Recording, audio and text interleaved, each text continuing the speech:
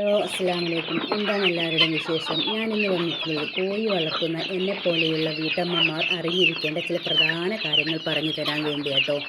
കോഴികൾ വളർത്താൻ ഉദ്ദേശിക്കുന്നവർ ആദ്യമായി കുറേ കോഴികളെ വാങ്ങി വളർത്തരുത്. ആദ്യം ഒന്നോ രണ്ടോ കോഴികളെ വാങ്ങി വളർത്തുക. എന്നിട്ട് പതുക്കെ പതുക്കെ രണ്ടിൽ നിന്ന് ഒരു അഞ്ചെണ്ണോ അങ്ങനെ കൊണ്ടുവരിക. പിന്നെ കോഴിനെ വാങ്ങുമ്പോൾ ഒരു വീട്ടിൽ നിന്ന് അല്ലെങ്കിൽ ഒരു ഫാമിൽ നിന്നാണ് വാങ്ങുന്നതെങ്കിലും ആ ഫാമിൽ നിന്ന് തന്നെ എല്ലാം വാങ്ങാൻ ശ്രമിക്കണം. കാരണം നമ്മൾ പല വീട്ടിൽ നിന്നും പല ഫാമിൽ നിന്നും വാങ്ങുള്ളൂ. അത് പരിചയമില്ലാത്തത് കൊണ്ട് നല്ല കൊത്തു കൂടാൻ സാധ്യതയുണ്ട്. പിന്നെ നമ്മൾ അവരെ വെവ്വേറെ കൂട്ടിലിട്ട് വളർത്തേണ്ടി വരും.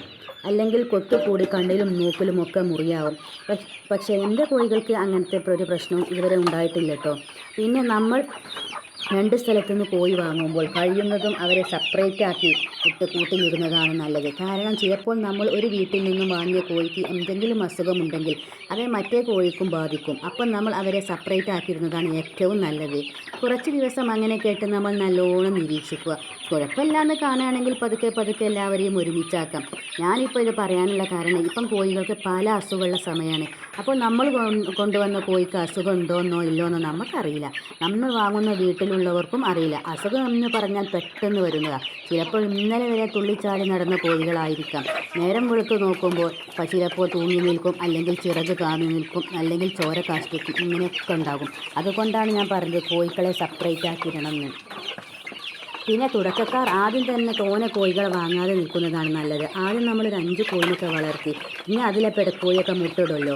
അപ്പോൾ ആ മുട്ടകളൊക്കെ എടുത്ത് വെച്ച് കോഴി പൊരുന്തൽ വരുമ്പോൾ അടവെച്ച് മതിയല്ലോ. അപ്പോൾ നമുക്ക് കുറേ കോഴികളുണ്ടാകും. അല്ലാതെ നമ്മൾ ഒറ്റയ്ക്ക് കുറേ കോഴികളെ വാങ്ങി ചുരുങ്ങിയത് ഒരു കോഴിക്ക് ഒരു 300-350 റുപ്യെങ്കിലും ചിലവ് വേണ്ടി വരും. എന്തെങ്കിലും ഒരു അസുഖം വന്ന് ഒക്കെപ്പാടെ ചത്തുപോയിട്ട് നമ്മൾക്ക് എന്താണ് അതിൽ ലാഭം? നമുക്ക് നഷ്ടമല്ലേ. അപ്പോൾ നമ്മൾ ആകെ മനസ്സില്ലാതാവും കോഴിനെ വളർത്താനുള്ള. എനിക്ക് ആദ്യം അങ്ങനെ ഒരു അനുഭവം ഉണ്ടായിട്ടുണ്ട്. അതുകൊണ്ടാണ് ഞാൻ ഇങ്ങനെ പറയുന്നത്. പിന്നെ ഞാൻ കോഴിയെക്കുറിച്ച് നന്നായി പഠിച്ചുകൊണ്ടാണ് ഇപ്പോൾ ഈ സംരംഭം തുടങ്ങിയത്. അപ്പോൾ നല്ലോണം ചിന്തിച്ചിട്ട് മാത്രം തുടങ്ങുക.